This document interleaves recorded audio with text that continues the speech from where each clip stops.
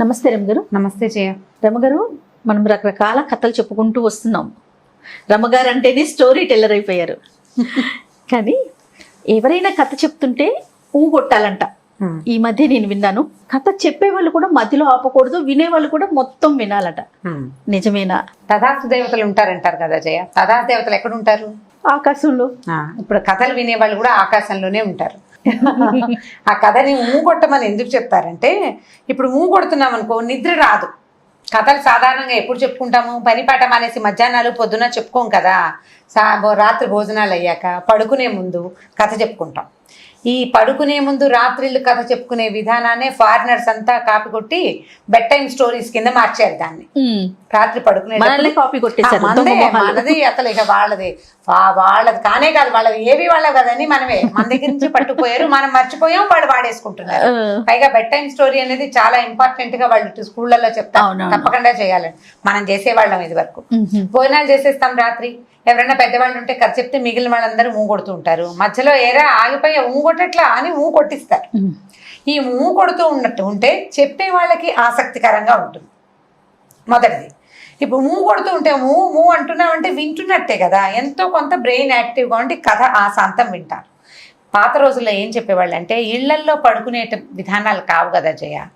వాకిళ్లలో పడుకునేవాళ్ళు, వాకిట్లో, పెరట్లో, తర్వాత ఏమో చెట్ల మధ్య, పొలాల్లో మంచల మీద అలా పడుకునేవాళ్ళు. ఈ కథ చెప్పేటప్పుడు ఒకడు కథ చెప్తుంటే ఆకాశంలో గాలిలో కొన్ని శక్తులు ఉంటాయని, అవి మనం చెప్పే కథని అవి కూడా వింటాయని చెప్తారు. ఇప్పుడు కథ ఆశాంతం వింటే కథ ఎండింగ్, కథ కంచికి మనం ఇంటికి అని చెప్తామా? ఈ కంచికని ఎందుకు చెప్తామంటే, ఈ వచ్చిన మన చుట్టూతా గాల్లో ఉన్న శక్తులు వింటున్నవి కంచి పేరెత్తంగానే వాటి దారిన వెళ్ళిపోతాయి. అంటే దేవస్థానం అనా? మరి అమ్మవారు శక్తిపీఠం కదా. శక్తి ఈ కథ కంచికి, మనం ఇంటికి అంటే మేము మా కథ అయిపోయింది, మీరు కంచికి వెళ్ళాలని సరుకులు వాటికి శాస్త్ర జరుగుతుంది, అందుకని వాటి దారిన వెళ్ళిపోతాయి. అందుకని ప్రతి కథకి వెనకాల కథ కంచికి, మనం ఇంటికి అని చెప్తాం. దీంట్లో ఒక విశేషం ఏముందంటే, అంటే ఆధ్యాత్మిక విశేషం. ఇలా మన ఏ కథనైనా కంచిలో ఉన్న అమ్మవారికి కనుక తెలియచేస్తే మనని ఇంటికే పరిమితం, అంటే మన ఇంటి నుంచి దారి అటు ఇటు పోకుండా ఉండేలాగా ఆమె మన సంగతి చూస్తుందని పెద్దవాళ్ళు చెప్తారు. ఇది ఒకటి విధానం. ఈ కంచికి అని చెప్పంగానే దైవీ శక్తుల్ని కూడా మన ఎందు ఉన్నాయి అని మన చుట్టూతా గాల్లో ఉన్న వాటికి చెప్పడం కోసమే ఆ వాక్యాలు చెప్పేవాళ్ళు. ఆరు బయట కథలు చెప్పుకునేవాళ్ళు కదా. అయితే దీని మీద ఒక కథ ఉంది జయ, చాలా ఇంట్రెస్టింగ్ గా ఉంటుంది. ఇది చందమామ కథగా కూడా 60s లో కనపడుతుంది. 60, 70లలో 80ల్లో కూడా ఇలాంటి కథ ఒకటి ఉంది. యాక్చువల్గా ఇది బృహత్ కథల నుంచి తీసుకున్నారు. ఈ కథల గురించి చెప్దాం. ఒక ఊళ్ళోనట ఒక రాజుగారి అబ్బాయి ఉండేవాడు. ఒక రాజుగారికి ఒక కొడుకున్నాడు. వాడు చాలా పొగరుబోతు, తొందరగా నిర్ణయాలు తీసుకునే స్వభావం, చాలా అందంగా ఉండేవాడు. కానీ రాజుకు ఒక్కడే కొడుకు అవటంతో వాళ్ళు ఏం చేసేవాళ్ళు అంటే, వాడు నందంటే నంది, పందంటే పంది, వాడు ఏది అడిగితే అది చేసి, వాడు ఎలా బిహేవ్ చేసినా ఊరుకుని గారాబంతో చేసేవాళ్ళు. అయితే వీడు ఎవరితోటి స్నేహం చేసేవాడు కాదు. కొన్నాళ్ళ తర్వాత వాడికి తనలాగానే ఒకే ఒక కొడుకుండి, బాగా ఆస్తిపాస్తులుండి, తనలాగానే పొగరుపోతుగా లేదా అంటే ఇష్టారాజ్యంగా సంచరించే ఒక కుర్రాడు తగిలాడు. వాడు ఎవడంటే ఒక వైశ్యపుత్రుడు, ఒక వణిక్పుత్రుడు, అంటే వ్యాపారస్తుల తాలూకు కుమారుడు. వాడు చక్కగా ఒకటే పొడుగు, ఒడ్డు పొడుగు, ఒకటే రంగు, చక్కగా అందంగా మనుషులు బాగుండేవాళ్ళు. వీడికి వాడి మీద లై కుదిరింది, నచ్చిందనమాట. ఫ్రెండ్షిప్ చేశాడు. వాళ్ళిద్దరూ ఎప్పుడూ కలిసి ఉండేవాళ్ళు. ఎలా చేసేవాడు అంటే, రాజుగారు అబ్బాయి తను ఏం కొనుక్కున్నా వర్తక పుత్రుడికి కూడా కొనాల్సిందే. తన భోజనం ఏం వంట చేసుకుని వాళ్ళు తిన్నారో ఆ వంటను అక్కడికి కూడా పంపించేవాడు. అట్లా బాగా స్నేహితుడుగా చూసుకునేవాడు. తనలాంటి వాడేవాడు అనే ఫీలింగ్తో వీళ్ళిద్దరూ కలిసి ఉండేవాళ్ళు. కొన్నాళ్ళకి ఏమైంది, పెళ్ళిళ్ళు చేద్దామనుకున్నారు ఈ పిల్లలిద్దరికి. ముందు ఈ అబ్బాయికి వర్తక పుత్రుడికి సంబంధం కుదరంగానే రాజుగారు అబ్బాయి అన్నాడు, నీ పెళ్లి కుదిరింది కదా, నేను కూడా ఫలానా రాజుగారు అమ్మాయిని పెళ్లి చేసుకుంటానని ఒప్పుకున్నాడు. పెళ్లి సంబంధం కుదిరింది. పెళ్లి సంబంధం కుదిరాక ఏమైంది, రాజుగారు అన్నాడు, అబ్బాయి రాజు కొడుకు అందరూ వెళ్ళిపోరు పెళ్ళికి, నువ్వు వెళ్ళి పెళ్లి చేసుకురా, స్నేహితుడితో పాటు వెళ్ళి పెళ్లి చేసుకురా, మేము ఇక్కడ ఉంటాము, నువ్వు తిరిగి వచ్చేసరికి స్వాగత సన్నాహాలు చేస్తామన్నారు. పాత రోజుల్లో అలా జరిగేవి, నాన్నలు ఉండక్కర్లా. ఈ మొత్తం జనాభా అంతా అంటే సైన్యము గీన్యము అంతా వచ్చేదన్నమాట. అయితే అప్పుడు ఏమైంది, ఈ రాజుగారి అబ్బాయి తన స్నేహితుడైన ఈ వ్యాపారస్తుడు కొడుకు, వణిక్పుత్రుడు రాజపుత్రుడు అంటారు, ఇద్దరు కలిసి ఏనుగు మీద బయలుదేరి పెళ్లికి మొత్తం వెళ్తారని వెళ్ళారు. మామూలుగా పెళ్లి రాజుగారి కుమారుడు వెళ్తున్నాడంటే మంది మార్బలం వాళ్ళు వీళ్ళు కొంత అంతఃపురం, ఆడవాళ్ళు సేవ చేయడానికి దాసదాసి జనం వీవన్లు విసిరేవాళ్ళు, వింజామర్లు విసిరేవాళ్ళు, ఛత్రాలు పట్టుకునేవాళ్ళు, తాంబూలాలు కట్టించేవాళ్ళు, భోజనానికి వంటకి ఇన్ని కావాలి కదా. ఈ గుంపు అంతా పోయింది మొత్తం. వెళ్తుంటే రాజుగారి అబ్బాయికి ఏంటంటే చిన్నప్పటి నుంచి పెంచిన దాది ఒకటి ఉంది. దాది అంటే ధాత్రి అంటారు, పాలు ఇచ్చిన తల్లి అనమాట. ఆవిడ్ని తనతో పాటే ఉంచుకునేవాడు ఈ అబ్బాయి. ఎందుకు? వీడికి రాత్రిపూట కథలు వినే అలవాటు, కథలు వినాలి. ఆ దాది ఏం చేసేది, చిన్నప్పుడు అంటే రాజకుమారులకి పాలిచ్చి పెంచేందుకు దాదులు ఉండేవాడు. ఇదంతా లోక సహజమైన సంగతి, అదేం ప్రత్యేకమైన కథ ఏం కాదు. తల్లులు ఇప్పుడు రాణులు ఉంటారు కదా, రాణులు ఉన్నా కూడా పాలిచ్చి పెంచడానికి కొంతమంది దాదులు ఏర్పరచుకునేవాడు. ఇవి పాత కథల్లో కనపడతాయి. ఈ దాదిని కూడా తనతో పాటు తీసుకుపోయాడు పెళ్లికి. ఎప్పుడు పడితే అప్పుడు పాలు ఎలా వస్తాయి రమ్మ గారు? అంటే ఇప్పుడు అలా పిల్లల తల్లుల్ని ఉంచుకుంటారు జయ. పిల్లల తల్లుల్నే ఈ రాజకుమారుడికి పాలు ఇవ్వడానికి అట్టు పెట్టుకుంటారు. ఇప్పుడు చిన్నతనంలో పాలిచ్చి పెంచింది, తర్వాత ఆ పిల్లాడు ఆ తల్లికి అలవాటై ఉంటాడు, ఖచ్చితంగా అలవాటైపోతారు కదా. ఈ రాణిగారు ఉన్నప్పటికీ ఈ దాది అతనితోటే పాటే ఉండటం, అంత పిల్లాడికి అన్నం పెట్టడం, పిల్లాడికి అన్నం పెట్టడము, ఆ తర్వాత ఏమో ఆ పిల్లాడికి కావాల్సినవి చూడడం అలవాటై ఉంటుంది కదా, స్పర్శకి అలవాటు పడి ఉంటారు. ఆ దాదులు ఈ పిల్లలతో పాటే ఉండటం అనేది లోక సహజంగా జరిగే సంగతే. రాజకుటుంబాలు అది విచిత్రమైన కథలు ఏం కాదు, ప్రత్యేకమైన సంగతి కాదు, సహజంగా జరుగుతుంది. ఈ దాదిని కూడా తెచ్చుకున్నాడు. సరే ఏమైంది, మధ్యలో ఒక అడవిలో విశ్రమించారు. వాళ్ళు చాలా వెన్నెల రాత్రట.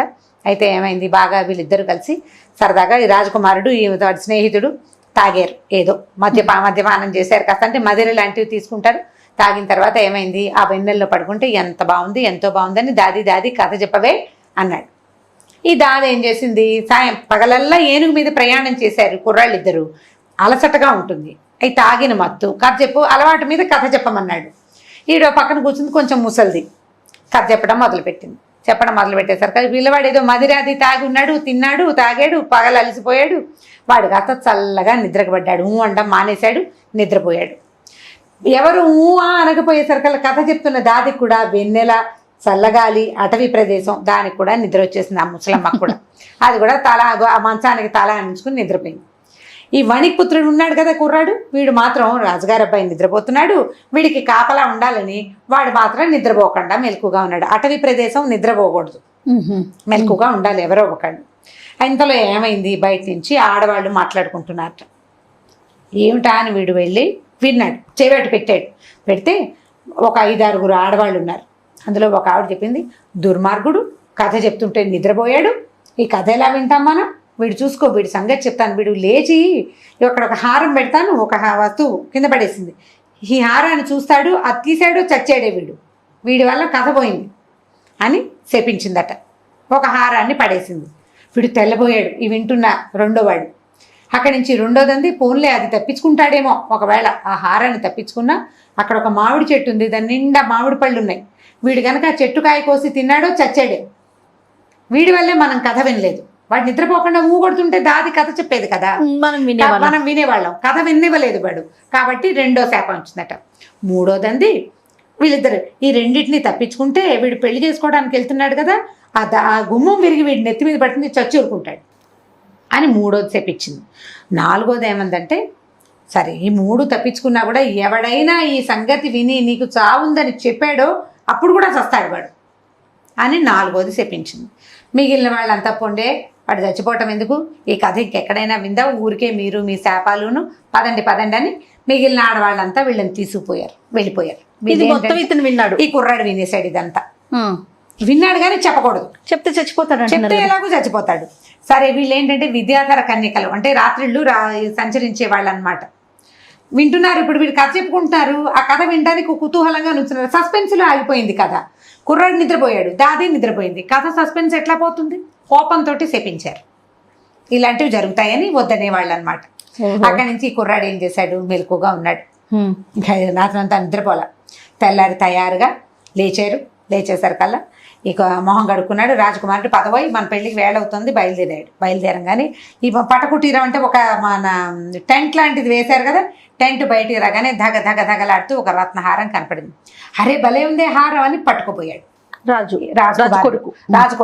ఈ వెనకాల ఉన్నారు ఫ్రెండ్ అన్నాడు, ఒరే బాబు అదేమిటి, అదేదో మాయో ఏదో అయ్యుంటుందిరా, వీళ్ళెవ్వరికీ కనపడకుండా మనకే ఎలా కనిపిస్తోంది, వద్దు దాన్ని ముట్టుకోబోక, మంచిది కాదని కర్ర పెట్టి తోసేసాడు దాని పక్కకి.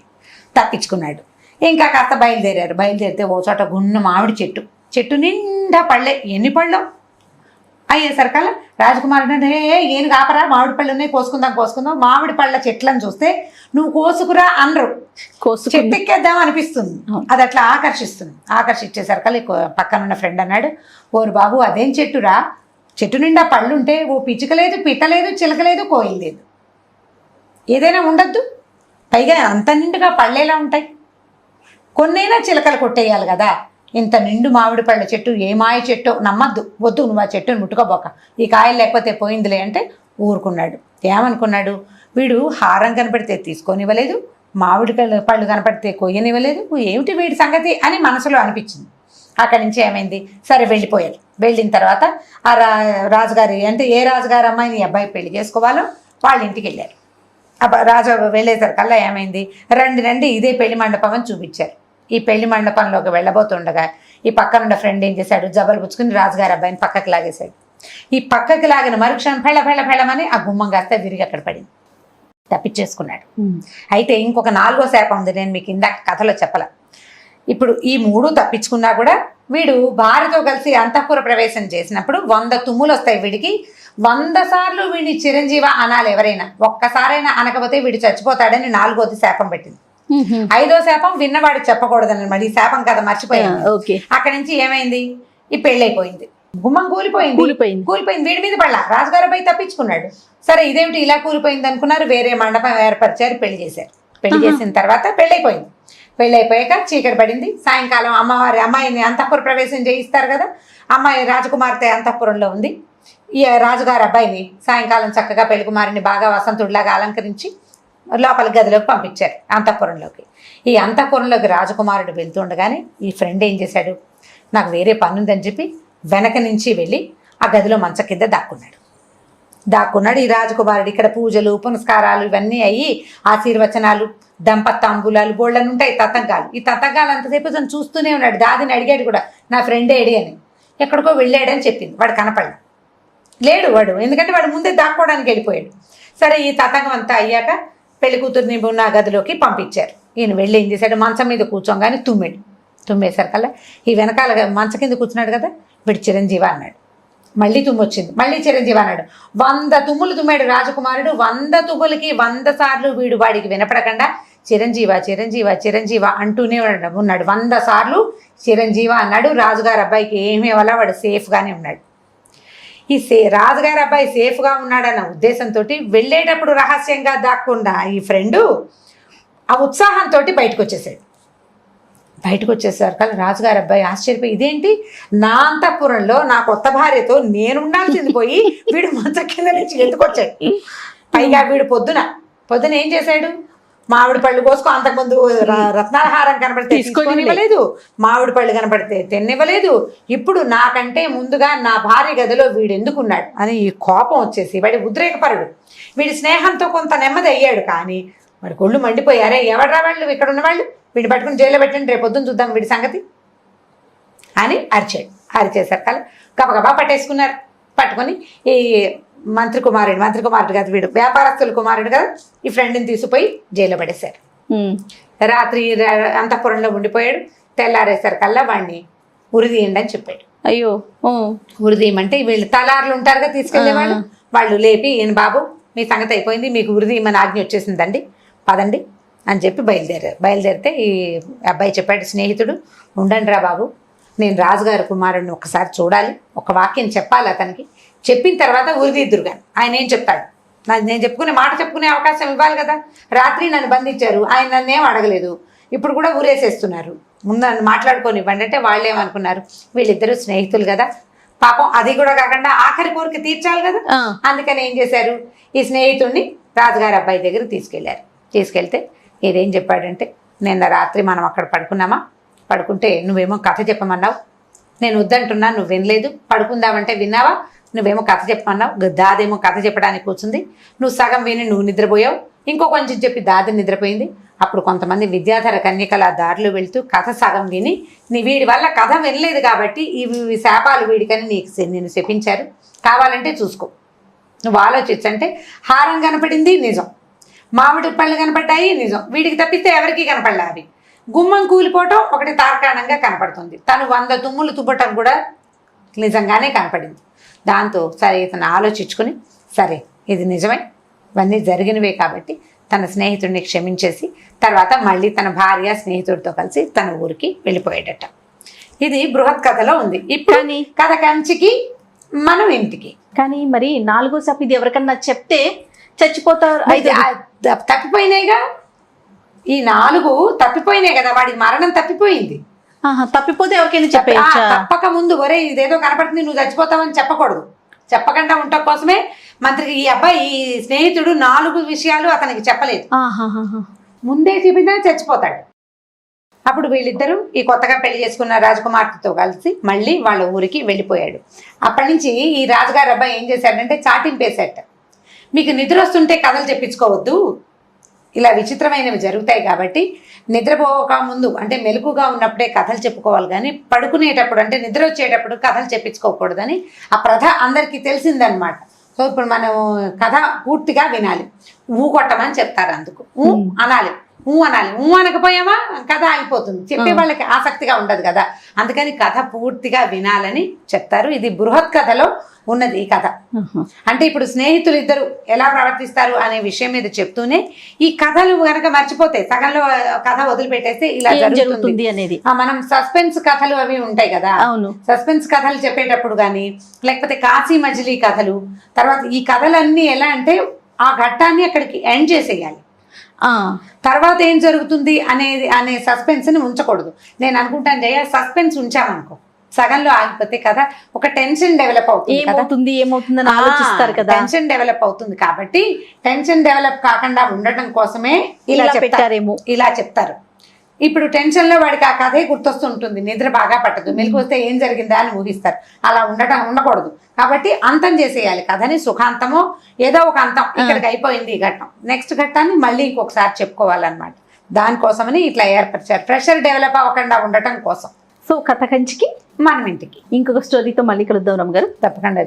ఈ వీడియో కనుక మీకు నచ్చినట్లయితే లైక్ చేయండి, షేర్ చేయండి. మరిన్ని వీడియోస్ కోసం మా ఛానల్ని సబ్స్క్రైబ్ చేసుకోండి.